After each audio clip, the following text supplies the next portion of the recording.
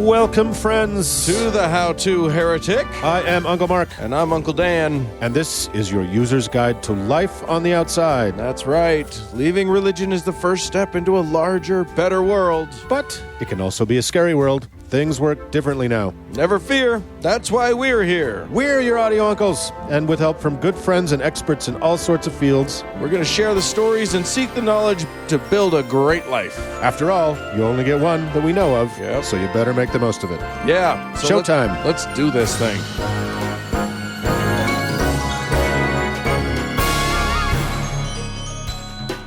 Well, Uncle Dan. Yes, sir. What a show. Yeah, we've recorded some things, yep. And we're going to put them together into a cohesive whole. Well, that's what we hope. This week, we're going to meet the god of the Bronies. We are indeed. She's coming right at you. She's cool. We're also going to talk about the foundation of all modern legal things. There are too many commandments. As you will see. There's more than you think there are. There's way more than you think there are. And we'll talk about that. And then we got a fucking interview for you. We got a great fucking interview. This is a long-anticipated how-to segment that I was very, very excited to get rolling. This one won't be the only delving we do into the world of the swears. That's right, into the breaking of the third commandment, if you must know. Yeah, but goddamn it, we're going to do it with Ben Bergen. Let's fucking roll. So look forward to that. But let's just make this show happen. We're doing it now. We're doing it live. Fuck it.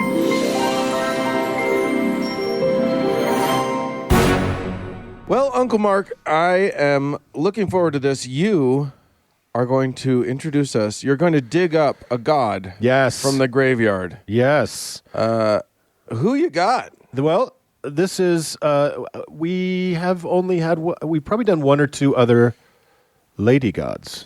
Lady god? Is that allowed? It's gods of ladies, apparently. This particular lady god is really, really cool and fascinating, and she actually became very revered by a very, very specific group of men.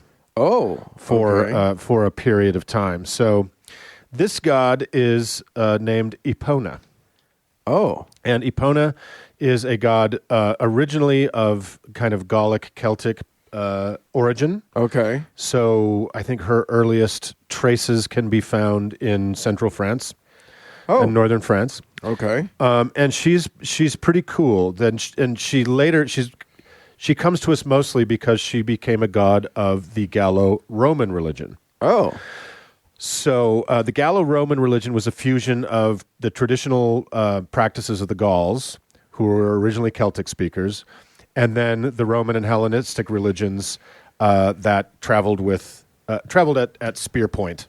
Yes. Through the rest of Europe, North Africa, into Asia Minor, Britain, etc. Those Romans had a great way of doing things, didn't they? Well, they had a super fascinating way of doing things, because, especially religiously. Yeah. Because they were smart enough to know that as they would go into these kind of wild areas, and the Gauls were certainly pretty fearsome warriors, and the Celts, that you could only disrupt so much of their society. Right. So you didn't just erase their thing. You co-opt their thing. Yeah. So that's what the Gallo-Roman religion was. So as the Romans would move into these places, they would kind of keep their gods, but in some cases literally marry them off to Roman gods. That's what you got to do. So, for example, Mercury was paired with Rosmerta, and Serona was partnered with Apollo, and in at least one case, that of the equine goddess Epona, of who we're talking, she was adopted by the Romans. Uh-huh. And I'll get to that. So mostly it was the Romans marrying their gods to the Gallic or the gods of Asia Minor, to just kind of say, hey, we're family now, right? We're all good. Yeah. Did you say she's equine? She is, well, I'll get to her characteristics. She is the goddess protector in the Gallo-Roman religion of horses, ponies, donkeys, and mules. It's My Little Epona. Well, you know what's really funny is I was like, halfway through researching this, I'm like, oh, that must be where pony comes from. So I looked up the etymology of pony. Not at all. Oh, bummer. I know, right? It's such a bummer because it's perfect. Well. So she's also particularly a goddess of fertility. She's always seen. Aren't they all? They're all down to fuck, apparently. Yeah. They all Also, fuck. by the way, if she isn't like viciously murderous, I'm going to be very disappointed because most of our lady gods so far have just been bloodthirsty crazies. Isn't that weird? Like, Yeah. Sekhmet was an absolute psychopath. Yeah. Kotlikwe was pretty bloody. Yeah. We'll get to her warrior aspect. She better at least eat one of her young, or I'm going to be mad. Well, you'll see. Okay. So she's often surrounded by the signs of plenty, like grain and cornucopia. Sure. Things like that. As you do. And like I said, the only one that came to be worshipped, the only Celtic deity that became part of the Roman pantheon for a period. And the reason being is not only would, as the Romans spread and kind of spread their religion and their republic, and then aqueducts and roads and medicine and everything, the People's Front of Judea hates them for. Right. They also would ask for participation from these newly conquered peoples. Sure. And so they would form, there would be, Armenian archers, and there would be different cavalrymen. And so that's who she became very revered by, were these newly conscripted Roman cavalrymen who went to Rome. Yeah. So she, let's see, perceptions of the native Celtic goddess had changed under Roman hegemony. Only the names remained the same. As Gaul was Romanized under the early empire, Epona's sovereign role evolved to protector of cavalry. And this is just a tiny thing that drives me crazy. It's not cavalry. Please never say the cavalry is coming. Is that a common thing? It's super common. It's in movies. People say the cavalry's here. Well, I'll tell you where I got it mixed up. Yeah.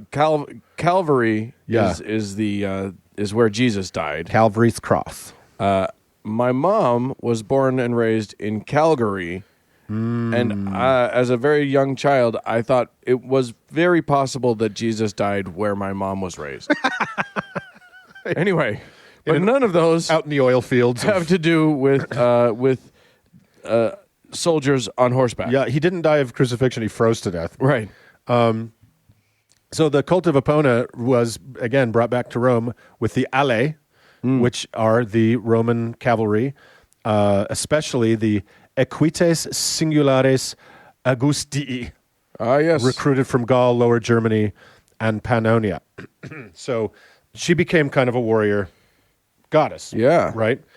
And she was good on a bugle, too. And then there's, as the Romans tried to say what her origin was, tried to describe where she came from and how she entered their pantheon, Right. they have a particular story, and we're going to talk about what this term is in a second, which is euhemeristic. Oh, yeah. Okay. I mean, obviously, I know what that means, but you should probably tell our listeners, because they might not know. Well, I'll tell the account first, then we'll talk about what euhemeristic is. So, does euhemerism refer to figs? Is it to do anything to do with... Oh, yuck. No. Well, it refers to something even more as visceral and not okay in this story. So, in this account, Fulvius Stellus hated women and used to consort with a mare, and in due time the mare gave birth to a beautiful girl, and they named her Epona. She is the goddess that is concerned with the protection of horses. So this is from some ancient text. And again, this is the Romans trying to describe her origin story. And they think it actually comes from memories of Indo-European horse sacrifice. Oh, wow. So from the very, very early, pre-Roman traditions. And also, it apparently was an Irish ritual where a king would literally fuck a mare in order to, like, in front of his people. Whoa. To, show that he was king, first of all. It's good to be the king, I guess. To show that he's the king. And I mean, if there was anything that could prove to me that someone's the king, Yeah. I feel like that's the act that would solidify that. concept. Either king or somebody in need of an afternoon of electroshock. Indeed. So that was kind of their origin story for her. Now, that is an ehumeristic story. And what, for skeptics, for atheists, for people like us that are interested in the origin of myth and the origin of religious characters and ideas, ehumerism, or euhemerism, God, there's a U in it that's very troubling.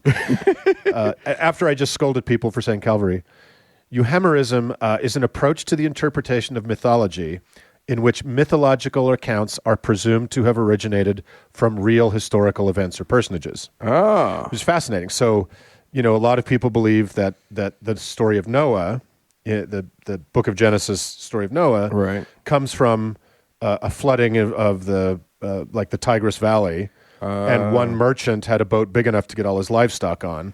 And then when the flood went down, he was the only guy with livestock. He wins. So that would be an euhemeristic story. Right. And I think that's really fascinating because I would bet that a lot of our stories originate from, hey, this one guy one time did this thing, he became legend through oral tradition. Right. Then it got and then written somebody down. realized that the story sounds better if you add this element to it, and then somebody else was like, "Oh yeah, well it was the whole world that got flooded, is what happened." And Yeah. So I think that's a really important term to know and to understand. And again, a lot of our stories probably originated that way. So Friend Epona was around for a while. It's pretty fascinating that she made it into the big leagues of the Roman pantheon from the Bush League. Well, everybody likes horses, I think, is the answer to that. Everybody likes. Maybe that's why she's also the goddess of little girls that just have pony love. I think so. Which is very sweet. So I think so. In that way, maybe she's still alive. Maybe she burns on in the hearts of 7-year-olds everywhere. And bronies. And indeed. She's the god of bronies. She is. Yeah. So she lives on in innocent, wonderful little girls and super weird men with sexual hang-ups and horse outfits. I feel like we've hit upon a useful god. Yeah, so any of our brony friends out there, you now have a direction to face when you wish to pray. So Indeed. So that's Epona. And she fell out of favor as Rome began to crumble, and now she's gone, except for those weirdos. Well, let's bury her back up again and put the lid on it. Bye. Moving on.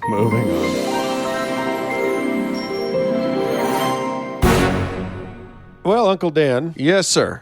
In our constant struggle to understand the truth and the majesty of the great texts, the holy word of our past, from the good book. Yeah. We go into these stories and really like to look for the truth and the nuggets of truth within the giant sloppy piles of truth. Right. Well, for the Bible tells us so. It's the most important book ever written. It is the good book. It deserves our attention, apparently, but we need help. So we've brought in Uncle Doug. Hey guys. To make sure that we are all kept on the straight and narrow. Now, of course, God wrote this book. It is the inerrant word of God. Yes, indeed. So we're here to help deal with some of the errant parts. Well, and here's the thing. He didn't just write this book.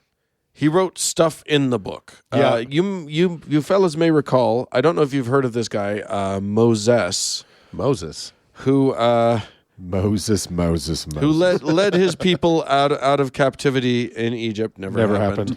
And then when they were in the wilderness, quote unquote, which is like a 600 square mile, kind of a state park sized wilderness. I think it's called the Wilderness State Park. Where I could traverse it in the car by the end of this segment. Yes, indeed. Where they were lost for 40 some years. And 40 nights, I think, is how that works. 40 years and 40 nights. Some long ass days. He went up on a hill. There was a whole burning bush incident and came down with stone tablets with the most important rules carved into them that have ever been, and only he has ever heard of them, and no one had. Number one, be kind, rewind. Right. Number two, that doesn't apply to DVDs. Number three, do not talk about the Ten Commandments. Right. So yeah, and that became if you ask any GOP Republican politician in these United States, that became the basis for all law for the rest of humanity. Amen. Yep. Exactly. The foundation, the beginning, Right. the most important Of law. I challenge you to look at the Americans with Disabilities Act and not see its direct correlation to the Second Commandment.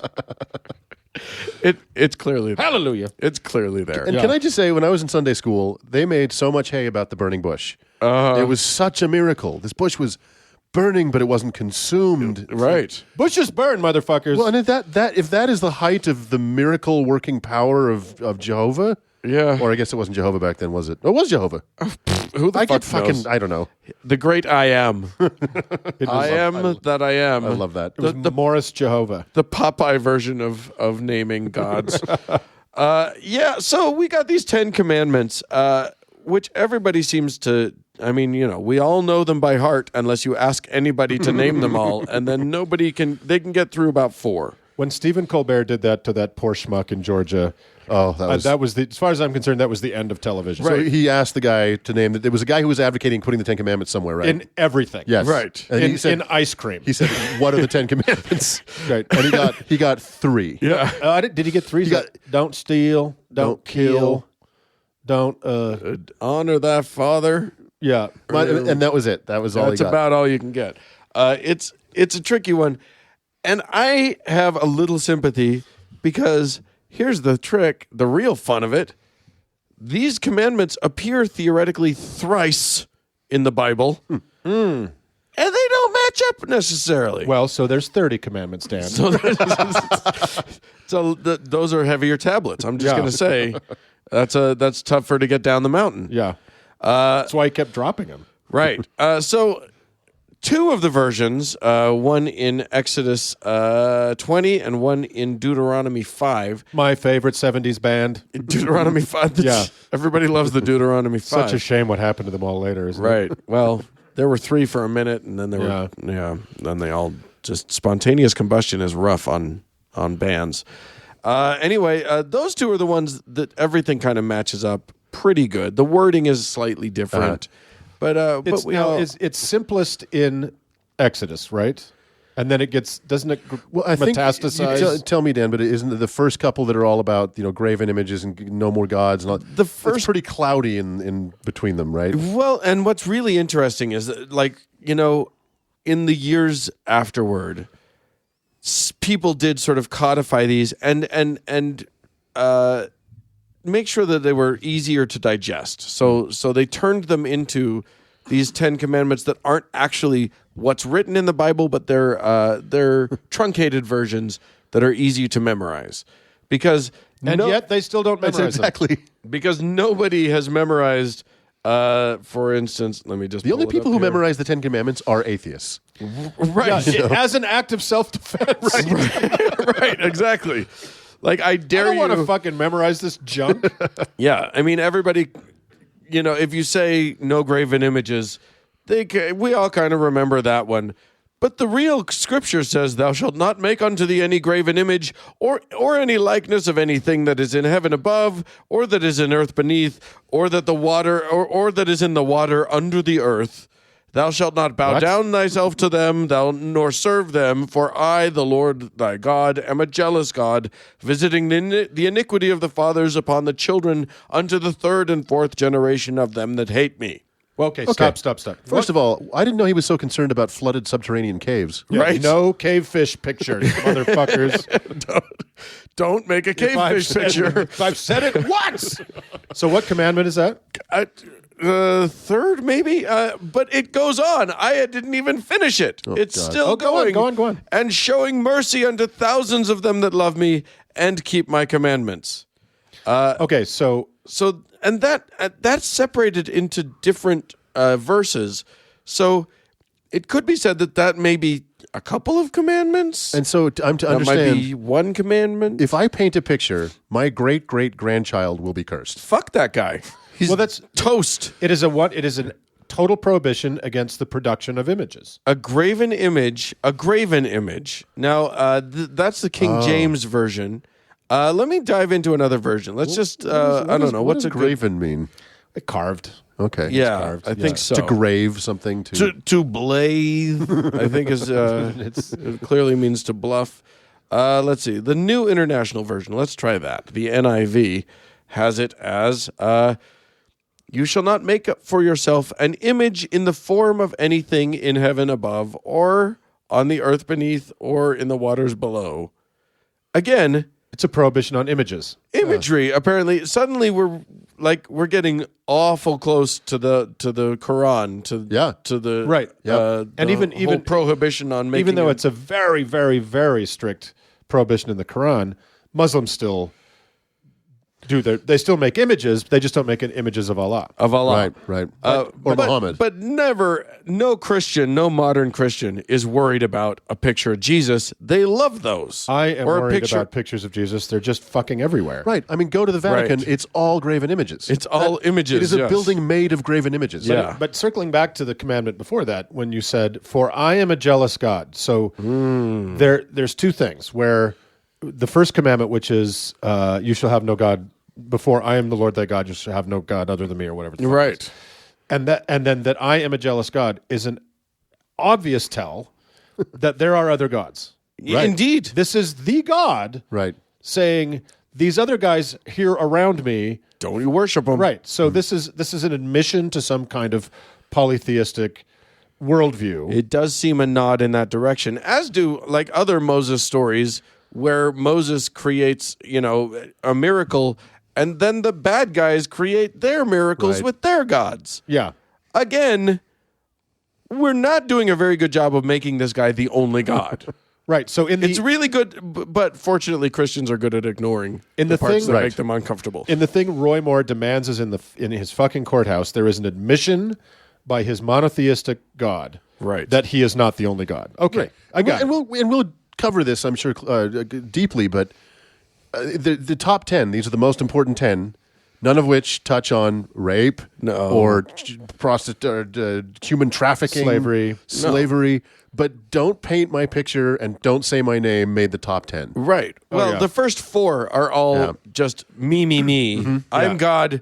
You better not believe in any other gods. Don't say my name bad. Yeah. Don't fucking go to my church. Go to church on my day. Yep. Yeah. I get a whole day of the week, bitches. Right. 40% are utterly unenforceable, utterly unactionable. Right. Selfish, petulant bitchings of God. Right. And if they are the okay, let's attack each one individually. Yeah. Well, I mean, we don't need to go through them all. Right. Most of these, you don't need to attack "Thou you shall not murder," other than to point out that God murders willy-nilly throughout this goddamn book. To read that commandment in these pages, you have to wipe off so much blood to see it. Right, yeah exactly. That there's murder condoned throughout the book. Yes, the Old Testament is history's greatest crime scene. Right. Yeah. You shall not commit adultery. Also, plenty of that condoned in the book. You shall not steal. Except if the Canaanites own it. Yeah, exactly. Right. Yeah, unless you win in the battle, and then it's yours by divine providence. Exactly. So that's not a problem. Give false testimony against your neighbor. That's good. These are good ideas. Yeah. Certainly not exclusive to this book, and certainly in existence long before this book came along. I did want to talk a little bit, though, about the accounting in Exodus 34, which is the only place in the Book of Mormon, Jesus Christ. We may have recorded more than one episode or more than one segment. Dan, Exodus 34 is one part of the Bible Joseph Smith did not totally plagiarize. So you're wrong. I'm totally wrong. It is in the Bible, and it is the only place that says the words "the 10 Commandments." But if you read what goes before those words, you might get confused. For instance, you might recognize the idea, you shall not make for yourself any gods of cast metal, which is how it's worded in Exodus, in this one. But what comes right after that? You shall keep the feast of unleavened bread. 7 days shall you eat unleavened bread, as I commanded you at the time appointed in the month of Abib, for it is in the month of Abib that you came out of Egypt. And all that open the womb are mine. Oh, this is another one. All that open the womb are mine. Your male livestock, the firstborn cow and sheep, the firstborn of a donkey you shall redeem with a lamb. Or if you will not redeem it, you shall break its neck. What? All the firstborn of your sons you shall redeem, and none shall appear before me empty-handed. Wait, is that part of the 10 Commandments? Isn't it? Who knows? Well, okay. It's all very crazy. My biggest beef with that is less the breaking of the neck and more the idea that eating pita for 7 days is a feast. Well, I think you Right? You are breaking the law, Eating lavash for 7 days is a feast. Which month is the month of Abib? right? That it comes after Haboob. Abibuary, I think. 6 days shall you work, but on the seventh you shall rest in plowing time and in harvest. That makes sense. That's fine. But then 3 times in the year shall all your males appear before the Lord of God, the God of Israel, the Lord God of Israel.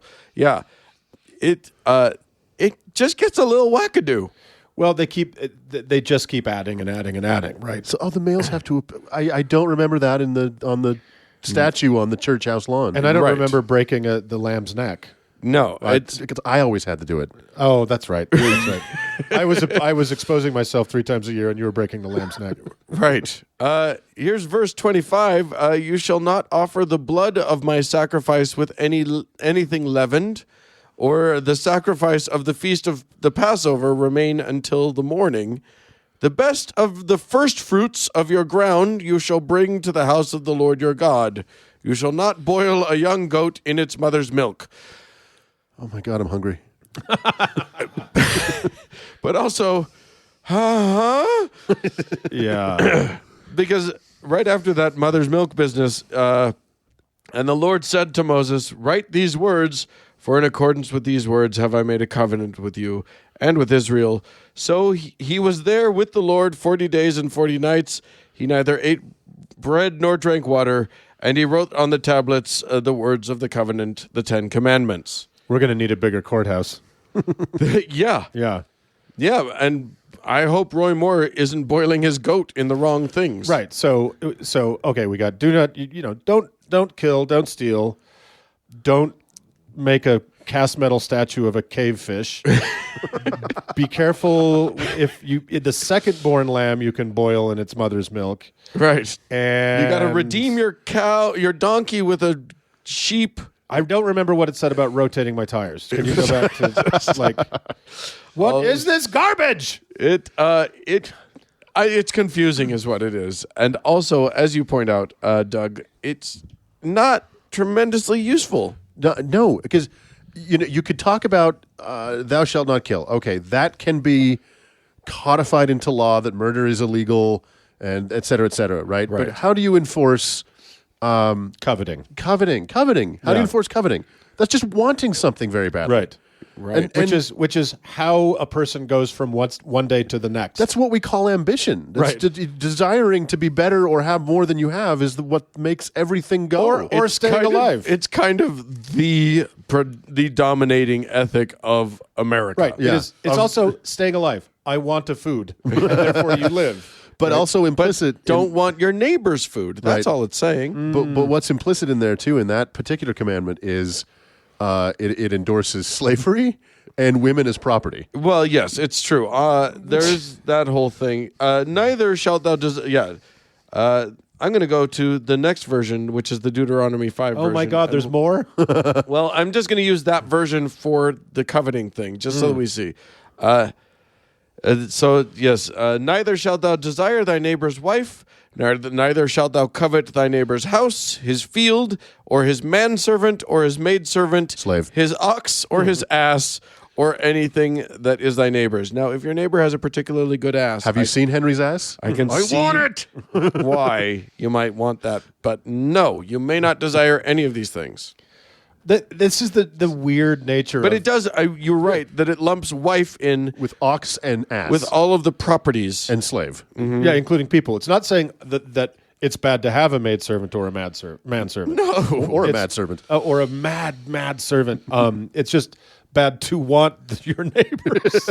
Well, and here's an interesting bit Well, also, of that's how the slave trade works. Right. I want your manservant. Here's some money. well, not for nothing. But this does point out. But the next verse points out one of the possible flaws with this whole having a maidservant or a manservant business, which is these words the Lord spake unto all your assembly on the mount in the midst of the fire and the cloud and the darkness and blah blah blah. He added, and he added no more, and he wrote. I like that he added no more. And he wrote them on 2 tables of stone and delivered them unto me. Oh wait, no, this isn't the part that I'm looking for.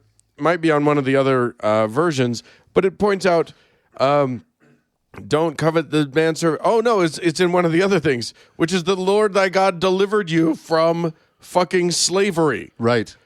Do you guys remember like 5 chapters ago when you were slaves? The whole story is getting away from the terrible tyranny of slavery. But go ahead and have your maidservants and your manservants and your whatever. God. Because that's cool. Now that it's you guys. Now that you are the ones that are rich and have servants. I feel like I shall murder myself. It's a really bad list of rules. Well, and to just to put a finer point on it, the fact that modern humans in the 21st century believe that this is the fundamentals of all of Western society, at the same time that they were saying, the Israelites were saying, "Don't say my name," the Babylonians were writing nuanced anti-usury laws. Yeah. Like the world was advanced at that time. Yeah, but these morons are like, do we kill or eat? No. Right. So, and to make it even more absurd, this hot mess that you've pointed out, surely some biblical scholar could put some meaning to it. I don't give a shit. Because what we're dealing with in the American context is the 10 Commandments monuments that were constantly being dropped on our feet. Yeah. Are a result of a movement after Cecil B. DeMille's movie, Right. The 10 Commandments. It is the language of the 10 Commandments that they peddled around the country, right? That most American Christians think are the actual 10 Commandments, a highly abbreviated version of the 10 Commandments. They think that's the real commandment. They think that's what's in the book. Let's think that's what's in the book. Because they saw, they see it in a movie every holiday season. What's in the book is statues about blind fish. Right. Also, not for nothing, but this whole no graven images thing, you don't want to worship idols. What do you think those giant monuments on the front of the Oklahoma State House end up becoming? It is a graven image with a prohibition against graven images chiseled into it. Right there. And then when Lucian Greaves or the Summum come along and want to put a statue next to it, they're like, well, that's a graven image. No. Yeah, right. Yeah. It's madness. This is why we need more Jim on our show, Professor Jim, because we're none of us thinking right. Right. So this whole segment was basically about why your uncles drink. Yeah, okay, so I think that's what every segment's about.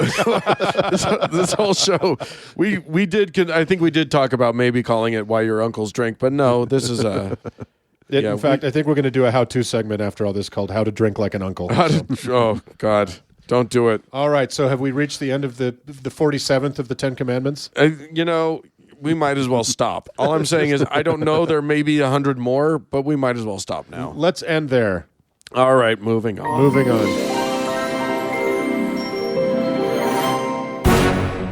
Well, Uncle Mark, I don't know if you know this, but people have been insanely generous for us. With us. It's been true of our entire lives, Dan, but it's especially true in the early days of our little show. Yeah, and we have some folks to thank. These are people who have gone onto the intertubes. I don't know if you've heard of this thing. They've got this World Wide Web out there. Yep. And they've clicked on they've gone to howtoheretic.com, clicked on the Patreon thing, gone to Patreon and become subscribers. Yes. They've become patrons of our show. and we are very grateful for their patronage. Indeed, we are. So we got some folks to thank. I'm going to say first we're going to thank Michael, Taylor, Elliot, Anthony, and then we can't just thank Maurice. Maurice has earned himself a little slice of heaven. Maurice, your generosity this week and all weeks forever going forward, as you signed in blood, is going to be repaid eternally. And you're going to get a customized heaven, and that heaven, Maurice, is the price is the password. Let's make a pyramid gong game 75. Yay! It's my favorite heaven. Maurice, you have the most exciting, winningest heaven yet. Your forever home is a place of endless polyester, racy double entendre, aquavelva, glitz glam, bright lights, gleaming Chevy Vegas, and side-by-side washer dryers. For you are going to the heavenly repository of the glory of American daytime high-stakes television. The price is the password. Let's make a pyramid gong game 75. Upon the moment of your distant and ultimately regrettable passing, you will be called not through a veil, but suddenly out of a cheering studio audience, pulsing with excitement and anticipation. Come on down, Maurice, you'll hear. Your moment having arrived, you will run willy-nilly to the stage where a man with a slender, elongated microphone will invite you up on stage. Oh my God, the lights, the color, it's all too much. Spin the wheel, Maurice. Guess the price, but don't go over. You win. All expense paid for trip to Barbados on Air Caribe. Incredible. Whoa, what fun. Now you have a wife you don't exactly recall having, and you're both sitting in a yellow lattice booth being grilled about something called making whoopee by a leering interloper with that same bizarrely slender microphone. Odd, but it's all in good fun because you were right. Your wife's mother is a nosy so-and-so. You win. Everything just sparkles with such intensity, you hardly notice your belting out raindrops keep falling on my head as you strum along to a dulcimer you didn't really know you could play. Oh no, Jamie Farr is dancing around in front of a gong with a giant drumstick, but your big finish brings down the house, and you win! The excitement is so dizzying, you're having trouble focusing on what the secret word could be, but Paul Williams is doing a great job at feeding you hints, and the word is reticulated ovipositor, and oh my God, you win. Your great luck of guessing the right word is such that you lean on the rail over the spinning wheel to catch your breath and look up to see the pantheon of the gods of this realm, seated in glory in their stacked boxes. These gods of the Burbank studios, Diller, Riley, Bullock, Valanche, and of course the high exalted one, Lind, peace be upon him. And they all hail. And they all smile sneeringly down on you, eternal contestant Maurice, as you give the wheel a mighty spin and in your ecstasy involuntarily shout, "No whammies," which elicits a peal of laughter from the infinite audience, because in the price is the password, let's make a pyramid gong game 75, there are no whammies. You roll a 6 million, the pretty lady turns to the letters without cease, because there are an infinite number of vowels. You win. The phrase was, "Come, Mr. Tallyman, tally me banana." And so, Maurice, day after day, year after year, you run down the aisle toward the big red button or the big chrome lever. Week after week, the lights flash, the wheels spin, the all-knowing Lind makes you blush by cackling out a quip about how he'd like to kiss a rabbit between the ears. You always know the secret word. Your series of wives begrudgingly admit to knowing your old girlfriend's middle names, the free trips, the town and country station wagons, the shiny radar ranges, a wealth of winnings and conveniences you could never have known on earth accumulate without end as you win and win and win. So much winning. Can one tire of winning, Maurice? This is a question that you and you alone can answer, Maurice, in this overlit, high-energy eternity from which there is no escape and no return. Amen. Amen. Enjoy, Maurice. Congratulations, Maurice. You're a top dog now. You're a winner. All right, let's move on. Moving on.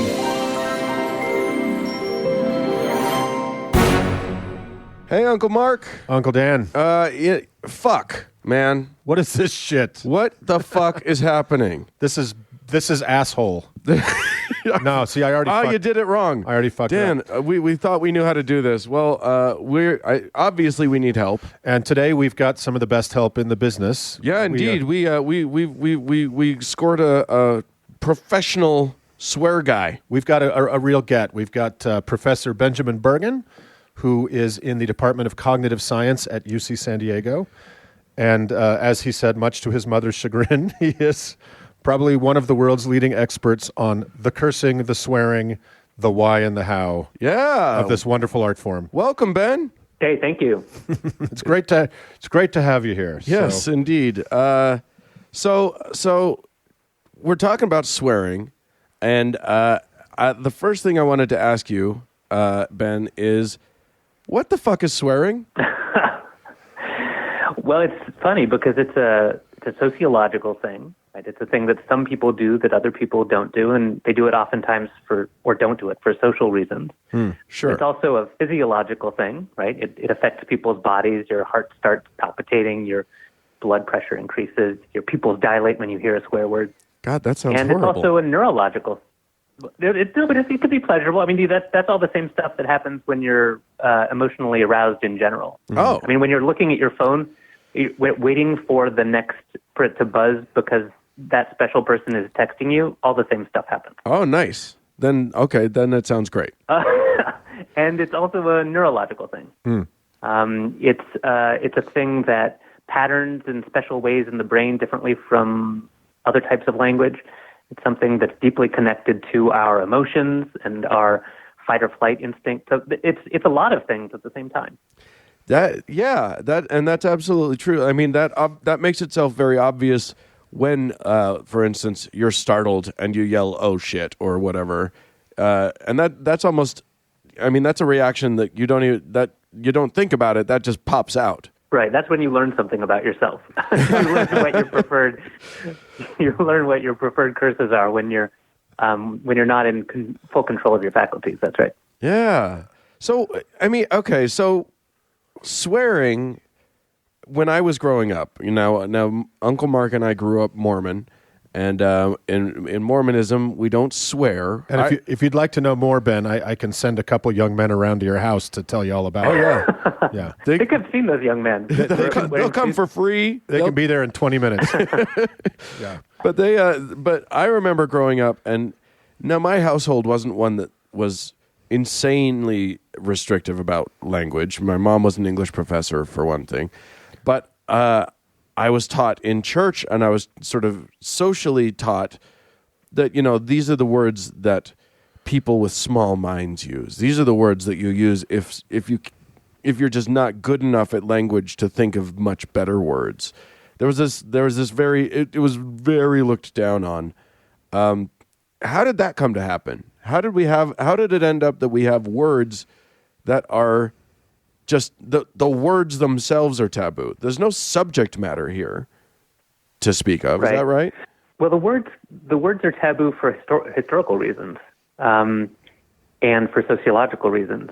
Most of the taboo words that we have are drawn originally from domains of human experience that are themselves taboo, right? So it's not surprising that you guys started off with words that describe human bodily functions and sexuality, and right. There are lots of people who find religious terms used in other ways offensive. So these are things about our human experience that are themselves taboo. We wall off bathrooms inside of houses and bedrooms because we don't want to share those things with everyone. They're taboos, and religion, of course, has all sorts of taboos associated with it. Right. So the reason that those particular words came to be ones that are taboo is probably a sort of a transfer from not wanting to have to think about the thing in public, right? You don't want your kid coming around telling you about their bodily functions in front of your boss or whatever it is, right, to deciding that the words themselves were also somehow bad. The taintedness of the concept sort of infected the associated word. But that doesn't mean that they still have those meanings, right? So when you stub your toe and you say shit, you're not thinking about human excrement. Right. They've taken on a new life, and well, so I mean, they it could be said with them that history. It could be said that you are like that depends on what you stubbed your toe on. Situational. Fair point. Situational. Yeah, I mean, human swearing. My understanding is that even the concept, the word swear, came from a religious construct of like swearing an oath to a saint or on the name of a saint or on in Jesus' name or whatever. Like to swear used to mean you were swearing an oath, and that was a very serious thing back in like ye olde England Shakespeare times. Is that right? Right. Yeah, and English and the culture surrounding the people who speak English has changed over the millennia. It used to be that the strongest cursed terms were those religious terms. So many of them are gone now. Things like zounds, which is God's wounds, right? Or others of that ilk that just don't really have any. Yeah, we don't say nowadays. blood anymore. We don't say blood or anything like that. But it changed. Right around the turn of the 19th century, English speakers started to decide that maybe the worst thing in the world was sex. And that wasn't just about words. That was about these sort of Victorian beliefs that changed what the worst words were. So you couldn't go around saying the F word anymore. And that carried through pretty much through the most of the 20th century. Now things seem to be changing a little bit based on the survey data that we have, so that it's not actually as offensive for younger Americans anyway to hear words about the body and bodily functions and sex, but really the most offensive words for them are slurs about people or groups of people. So these social attitudes change over time. What the worst words are will differ by, well, not just by time, but also by geography and by cultural beliefs and all kinds of stuff. Well, and that one of the interesting things to me is that I've been wondering about this, because it seems to me that the effectiveness, because there's an effect, you talked about a physiological effect that these words have on us. I wonder if that is being diminished by the fact that the words are no longer as potent or as offensive as they once were. Yeah, almost certainly. So we know that I sort of call them the Carlin words, the 7 words you can't see on television. Right. Those are mostly words that relate to sex and bodily functions and so on. But those are heard so much now and seen so much now. If you have a preteen playing Xbox Live in the morning, or if you pull up Twitter in the morning, you're going to see those words hundreds of times before your omelet. Right. And the consequence is that they just have less impact, just like you habituate to any sort of stimulus. It's just less impactful over time. And that's sad for people like the guys who write South Park and those of us who think that Working Blue can be funny and impactful. Right. But it's also kind of a step in the right direction if you believe that these are, that there's nothing intrinsically wrong about the words, just something that's sort of socially challenging about the words. Right. Well, I'd like to go back to kind of a religious context for a second. Which it's funny that as a, I think I was kind of born an atheist. It's a long story. I'm nearly 50, but I was raised in the Mormon Church, so I had an activity on Sundays, etc. But even still, to this day, and I've been non-religious for almost 40 years, I will say Jesus Christ when I'm pissed off. I will say, God damn it, when I break a glass. I find that kind of interesting, and I wonder, even in my own behavior, why there's such a sting associated to that. There's something funny that happens to people in their first 10 or 13 years of life. A lot of their beliefs about the world, and especially about language, get fixed. And so you see, it's not just with swearing, but with lots of dimensions of language, those expressions that are sort of one-off interjections or exclamations of emotion, those things are actually tied to a particular time. So the way that your grandma says whoopsie-doo or whatever it is that she says is different from how, your parents' generation will say it and you'll say it.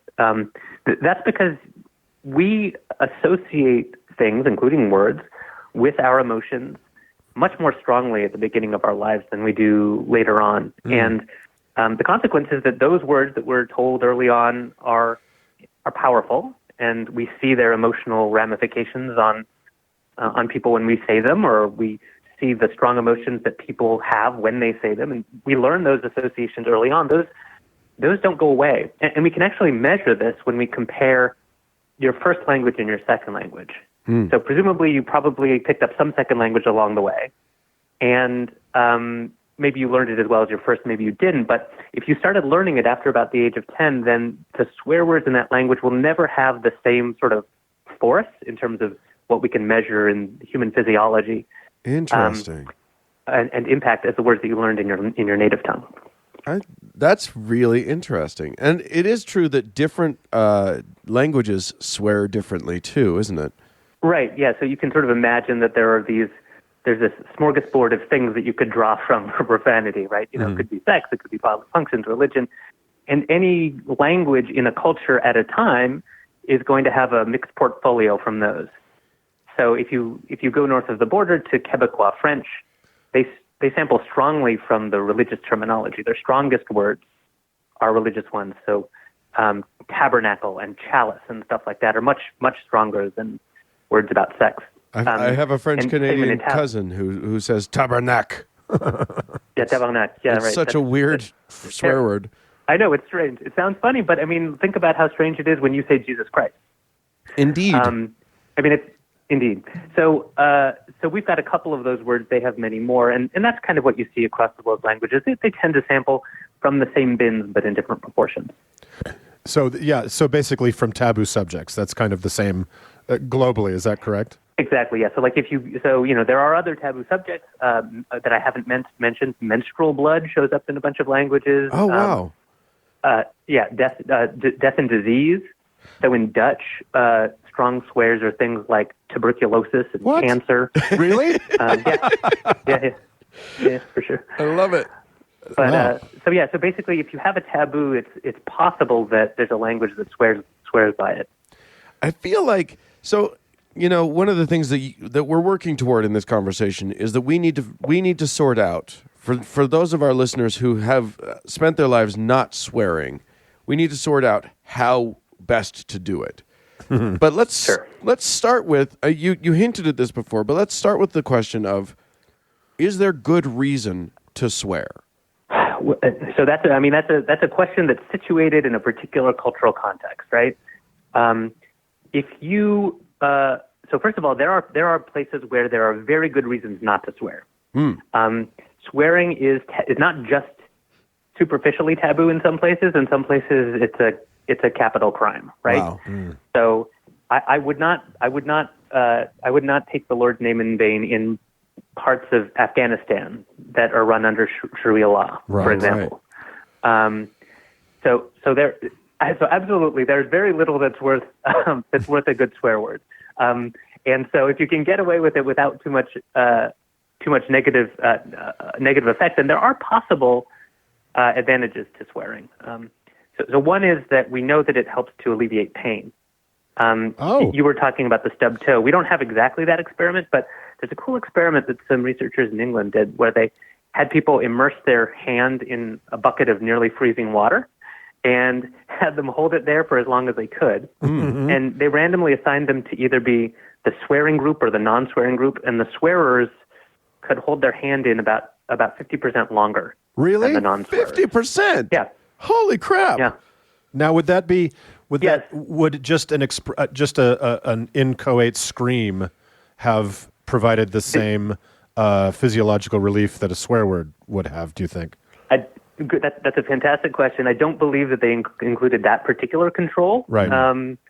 But yes, there are probably other things that will work similarly, like primal screams, like maybe this would be a great place to test things like replacements for swears. So no one's done this yet, but what's the difference between your favorite swear word and like a minced oath, like fudge or shoot or something like that? We haven't seen that yet. Now you're talking our Mormon language right there. Yeah. Right? Yeah, I figured I'd rub elbows with the natives. But yeah, there's some positive impacts like that. We believe that it has a cathartic effect. So when people are experiencing stress or anxiety, that swearing can alleviate that, although there's mostly just anecdotal evidence about that. But then there are sort of social consequences of swearing. Mm-hmm. Right. So in the right environment, so in a place, for example, where swearing is the social norm, people make judgments on the basis of whether you swear or not and how you do. Just like everything else that you do with language and everything else that you do with dress and, gestures and everything like that. But swearing is an important component of it. And people who swear are generally judged to be more truthful. Oh, interesting. They're Really? judged. Yeah, so there are a bunch of experiments about this. If you have someone give testimony, for example, where they say, "Yeah, this asshole stole my wallet," blah blah blah, versus "this guy stole my wallet," people potential jurors believe the swearer more than the non-swearer. I'm surprised by that. That's such a fascinating. Well, are you?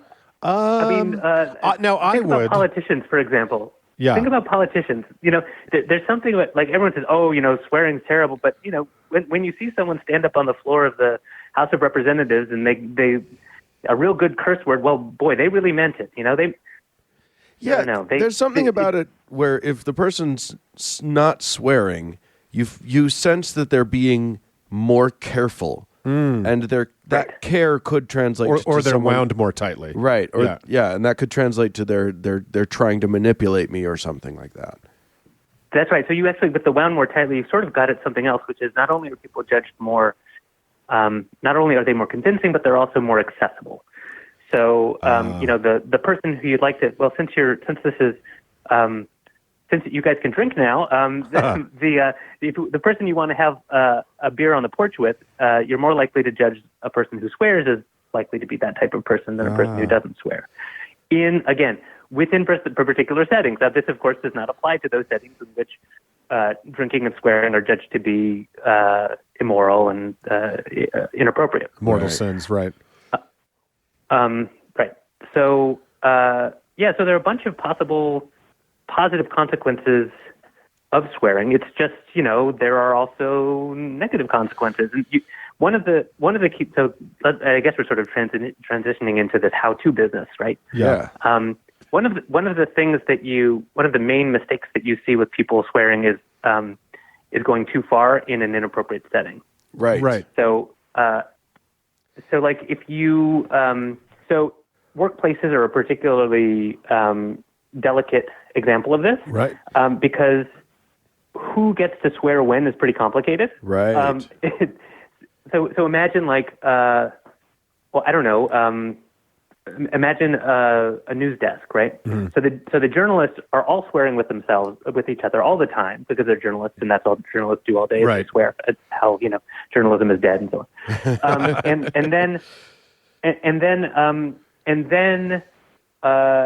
Now you've got one of them is going in front of the TV, Right. going in front of the camera, right? Right. And they're going to be doing a story. Okay, now how's that going to go, right? Well, of course, the norms are completely different. So that's the most obvious type of case.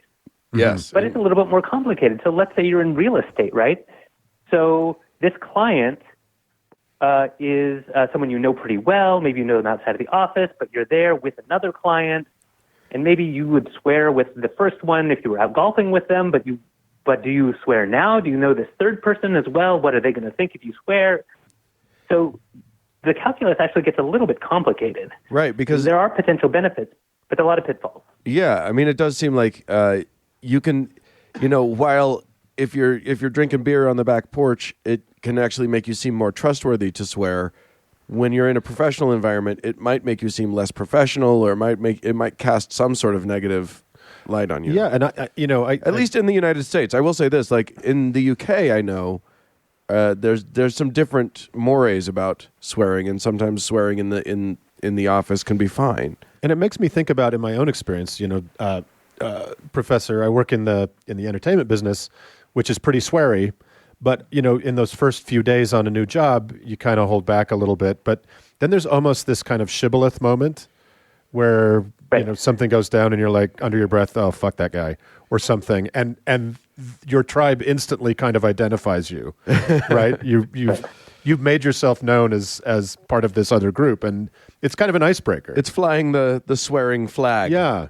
It's funny who has the right to do that too, right? Right. So because there's oftentimes power dynamics within a workplace setting, it's usually, like most things, comes from on top, right? So the people who have more power are the ones who demonstrate this is how we behave socially in this environment.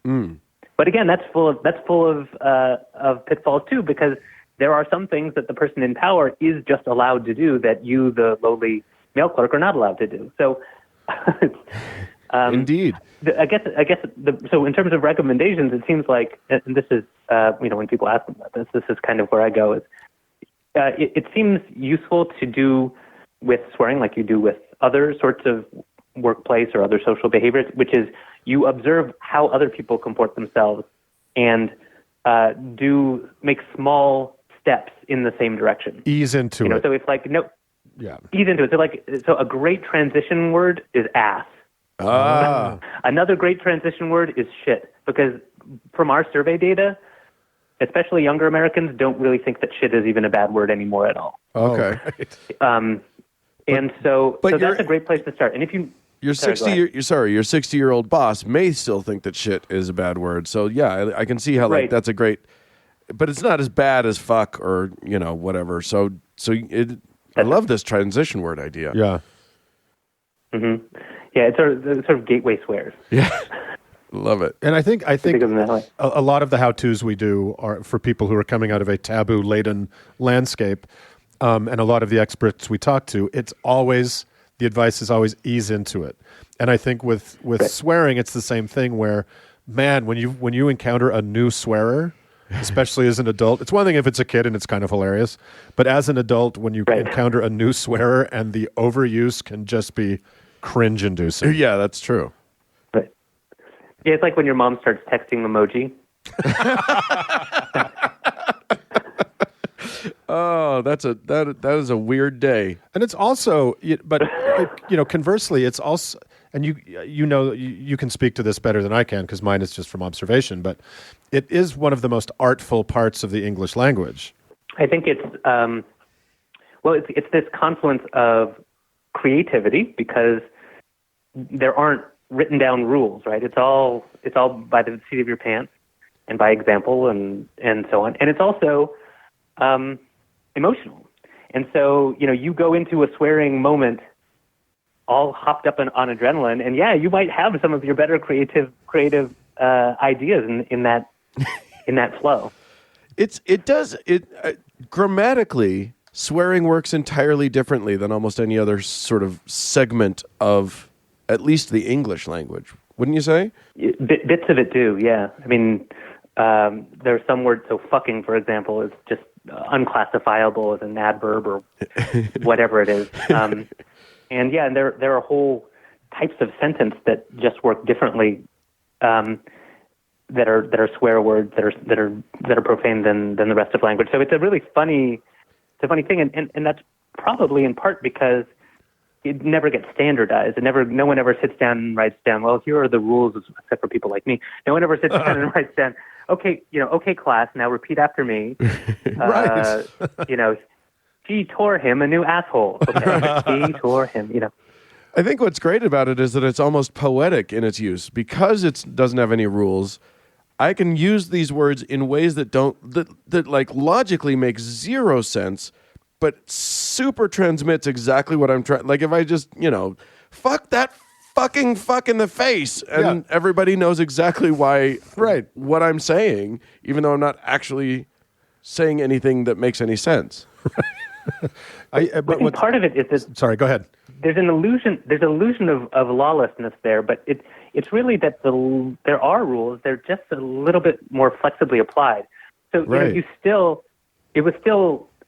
fuck was still a noun. This fuck or that fuck, and you did it just like this dog or that dog. It's just you were using it as a noun, and then you were also using it as a verb, to fuck in the face, right? And that was just like punch or any other verb that's transitive that takes the direct object. So you were actually following lots of rules, but you were just deciding which rules you wanted to follow. You can't throw or punch. They don't easily turn into nouns. I mean, they can turn into nouns, but not as easily as these swear words can. Right. Well, but the rules are kind of funny. Like you're saying that the rules do exist, even though it seems like they are more flexible. And one example I would give is I had an athletic coach when I was in college, who was a very old guy, and he was an asshole, but he swore very strangely. He was a U.S. American, but he had this phrase that he didn't know was so funny, which was "What the shit?" And it was just this misapplication of it that always cracked all of us up. Ass my shit right in the fuck. It was super weird. Well, that last one I've heard, but what the shit I've heard a lot. Really? I don't know. I think that that may be back. The kids might be doing that now. What the shit? What the shit? Yeah, all the other Yeah. guys on the team picked it up as just kind of a laugh because it was such a strange thing he did. Yeah. Well, so Check the interwebs. It might be around. Oh my gosh. so are there any words? What words are still taboo In English? Yeah, I mean, I think we'll stick to English because that's the only language. That's the language that our show is in. Yeah, it's So- the language of love. It's a very confusing language, but okay. Well, it's a tough question, right? Because it depends on the person. There are people who have taboos about all profane words. Sure. Yeah, but fuck those guys. Certainly. Well, you guys live in a place where you're going to have to interact with them. Yep. And yeah, I mean, we know that geography and political ideology, religious ideology, that these things are all predictors of what people are going to believe. That said, I can sort of describe the trends, and I was hinting at them earlier, Right. which is that the words that people still find most offensive globally are slurs. In fact, slurs have kind of been increasing in offensiveness. So, the normal ones that denigrate people by their ethnicity or their religion or their sex or sexual orientations, those have always been I shouldn't say always. Those have, for the last 30 or 40 years in survey data, have been judged to be among the most offensive. And there are a couple of other ones. Motherfucker is still pretty offensive. Cocksucker is still pretty offensive, according to most people. Yeah. Which is so weird because anyone willing to suck a cock is a hero, in my opinion. I think that's a beautiful thing. I don't know why we denigrate that, but anyway. I mean, you can make the argument for any of the sex-related stuff, right? Right. In a way, so fuck, in fact, falls down on the survey data, depending on how old the respondent is. But younger people, so these are millennials on down, judge fuck to not even be the most offensive F word in the language. They judge fag or faggot to be significantly more offensive. That makes sense to me. And I agree. what's that? We agree. Yeah, I mean, to some extent, slurs like that, especially slurs that are aimed at a person, there's a specific hatred to it. There's a specificity to it that I feel it is genuinely offensive. And I would caution our listeners not to use those words really ever. Yeah, so that's right. So let's call that, like, in order to be allowed to use those, you really have to be a black belt. Okay. I like it. Because there are situations where all of a sudden you look. I mean, just observationally, you look and you observe people using those terms in totally pro-social ways. Okay. So in particular within communities of practice. Like, right. If you go to, there used to be a thing on Friday evenings in Montreal called Faggoty Ass Fridays, and it was, party at a gay club in some neck of the woods, and it was a reappropriation. It was, hey, this is, people use this term to offend and abuse, but hey, we don't care. We're just going to use it for ourselves, and maybe that's going to take some of the sting out of it. And you see that with other offensive words. You see that with nigger to some degree. It's worked, and to a large degree it hasn't. You see that with slut walks and people taking on words like bitch and, well, I mean, even words like queer. Right. I mean, queer used to be, I mean, it is read literally. It means strange. Right. And it's not nice to call people strange. And so originally it was actually a relatively offensive term, which now has been totally reappropriated, co-opted, and made into part of the, part of the acronym, right? Yeah, the Q of LGBTQ. That feels like a complete reappropriation. Like it's so old timey to kind of jokingly use it as a slur because nobody really does anymore. So that's a successful case. Which makes me wonder if maybe since a lot of these sort of bodily function swears are losing some of their power now, maybe eventually people will walk around and start, faggot, I just banged my knee. Probably not. I mean, it's probably not. It's not impossible. I mean, if it goes as far or farther than queer, Right. then maybe.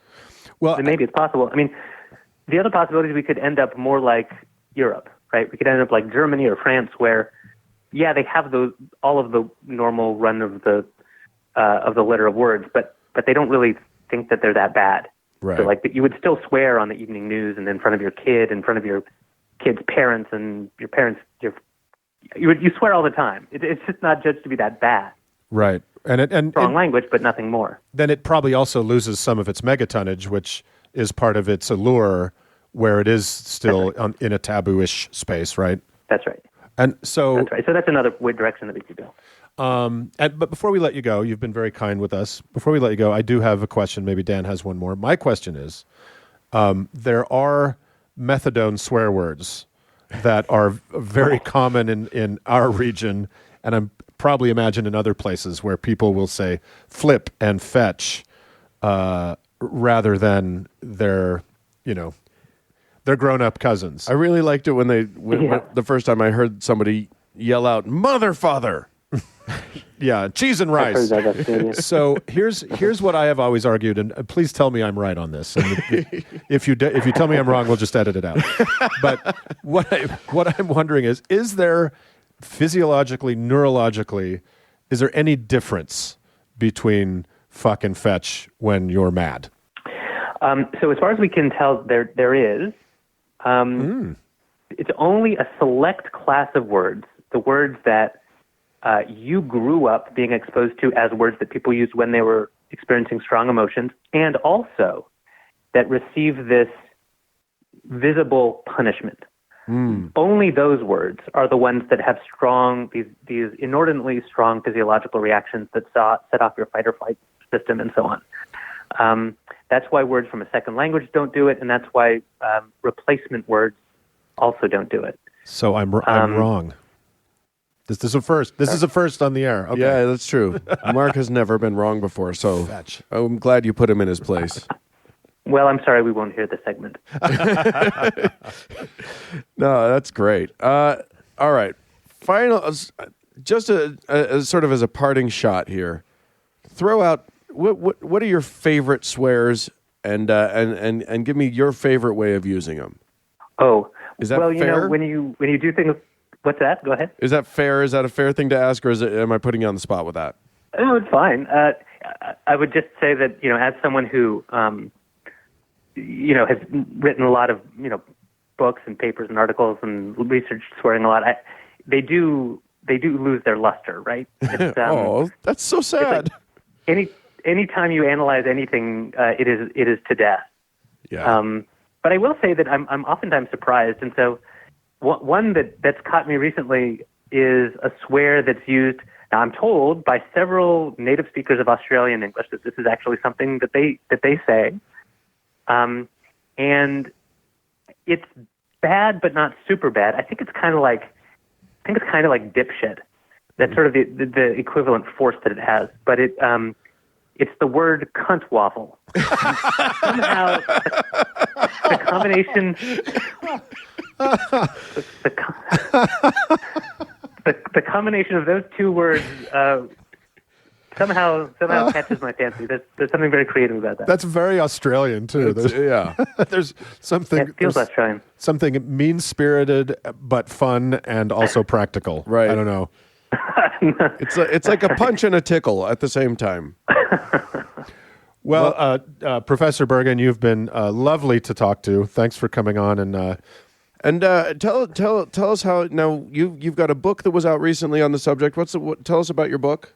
Right. Yeah, I did write a book. It's called "What the F: What Swearing Reveals About Our Language, Our Brains, and Ourselves." It's out in hardcover and the audiobooks if you like my voice, and then it's also coming out in paperback in a couple months here. Awesome. And if people wanted to find you online, and I know you have a huge number of lectures and talks kind of stored on your website, where would they find you? You can just Google me at Ben Bergen, that's spelled like the city in Norway. There are some other imitating Ben Bergens that also have my name, but if they don't have swearing on the first couple lines, then it's probably not me. Yeah, fuck them. Yeah, fuck those bastards. Well, thank you so much, Ben, for coming on the show. We really appreciate you giving us this tutorial. Yep. It's my pleasure. Thanks so much. It's really Okay. fun, guys. Bye-bye. Bye, guys.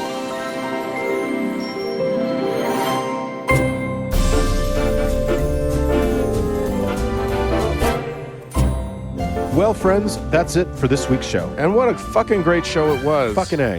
Hey, we'd love to hear from you guys. Send us an email if you'd like to, howto@howtoheretic.com. Or if you want to swear at us with all this new knowledge you have, Yes, you can indeed. leave us a voicemail at 903-88-HOW-TO, which is 903-884-6986. He'll get through it at some point. Yeah. Hey, if you want to join the legions of fucking awesome people who help make this whole thing possible, go to howtoheretic.com and click on the Patreon button, and then and give us a little bit of coin. It'd be nice. Shit. Boob. And then we'd like to thank fucking Cody Layton for editing the goddamn show. He's a goddamn peach, isn't he? He's a fucking peach. Thank you guys for turning into the fucking show. We really appreciate it when you do. Bye. Fuck.